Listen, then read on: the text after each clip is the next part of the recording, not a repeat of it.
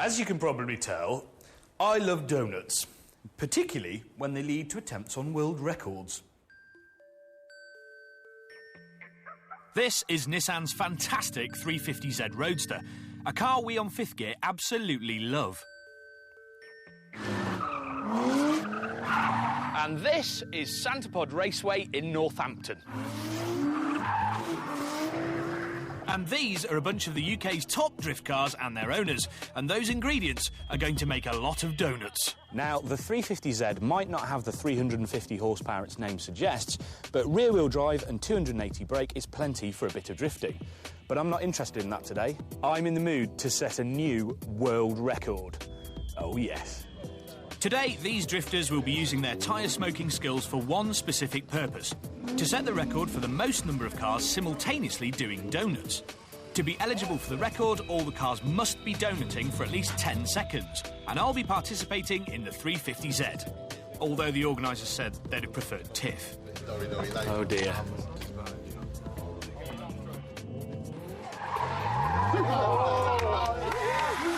Getting a car to donut isn't actually as easy as you might think. First of all, you need a car with rear-wheel drive and preferably a limited slip diff. And it's not just about dumping the clutch on full lock and revving the nuts off it. You need to feather the throttle so that you lose grip at the back wheels, but you don't lose control. It's harder than you reckon. This guy's actually quite good. You ran over my foot. Yeah, you did. I must have been close then. I must have been close. I'm all right, I'm all right.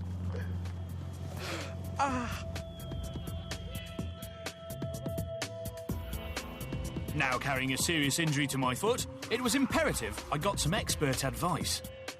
So, James, you look, as I do, like a man who likes donuts. What are the tricks? What should I be doing?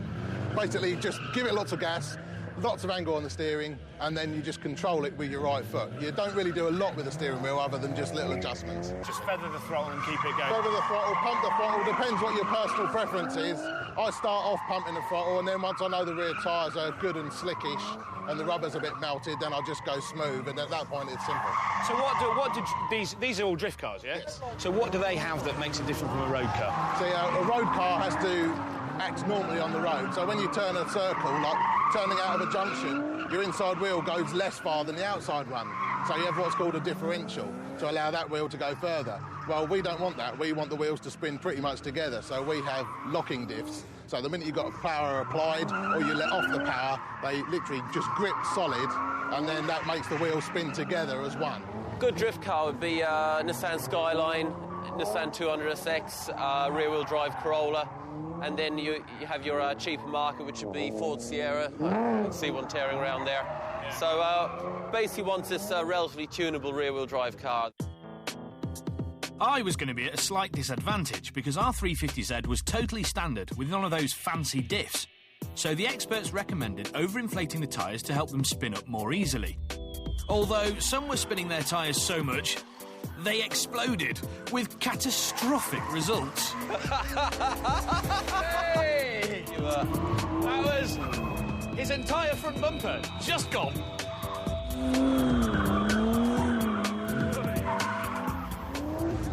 Of course, there are issues with drifting, namely the fact that this happens to your rear tyres. And that. Completely trashed. As the big moment got nearer, the guys took the opportunity to do some last-minute practice, mostly around girls in really short skirts. Because this record attempt was going to involve over 20 cars donuting at the same time, each competitor first had to prove that they could donut in a confined space.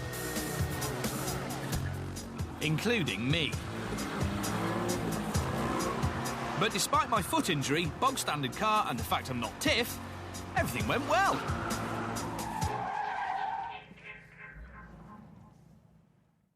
So the judges have checked me out and they reckon that I can perform a donut without killing everybody in the vicinity. So we're up.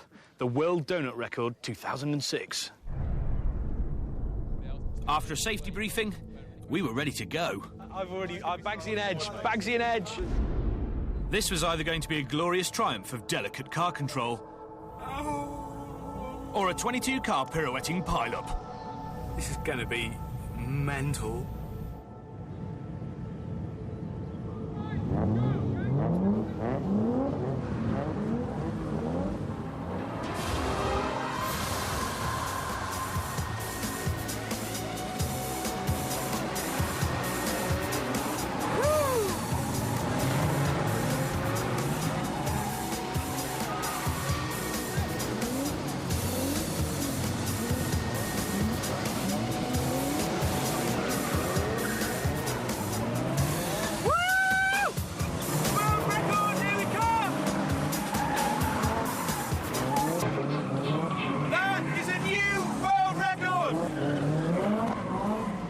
We'd done it!